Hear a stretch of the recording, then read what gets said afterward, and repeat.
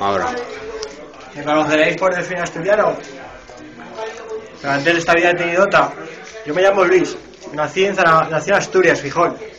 Vivo en Zaragoza, normalmente. Nací de pequeño, iba al colegio María Auxiliadora, al Salesianos. Tenía mis primeras peleas defendiendo abusos, no toleraba abusos, todo lo que pasaba me metía por medio porque la gente débil sufría, había muchos abusos.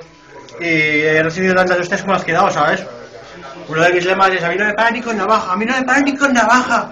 Y cicatrices llevo de la movida, llevo cicatrices.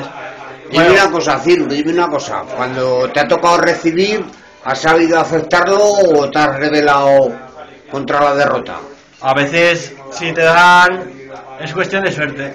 Si te las vuelves a encontrar o te las vuelves a encontrar, es lo que depende de la finalidad de ese resultado. Porque si te han dado de hostias, te han dado de hostias y el orgullo lo tienes minado. Pero luego, si no lo ves, por mucha gente que llames, por mucha gente que conozcas y tal, no vas a poder con él si no sabes dónde localizarle. Pero dime una cosa, Cirus, ¿no es verdad que es muy influyente tu forma de actuar con los demás para evitar tener problemas sociales?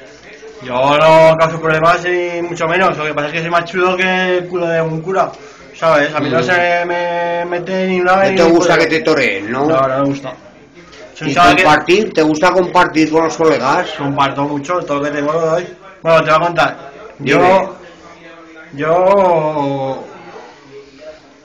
Bueno, cántanos algo si no te decides a continuar, ya nos has explicado un poco más o menos. Nos han dicho que eres un gran compositor, así que venga, para terminar haznos una exhibición breve. Soy delantero en esto de la vida y me desmarco, soy hardcore, ya no pasa el gol con antibiótico, cuando le pase el micro al lírico ya estarás herido, calidad solo como cualidad, conozco mi límite, mi capacidad me desliza del frío como en Navidad. Si no tienes felicidad, ¿para qué aventar los malos auxilios?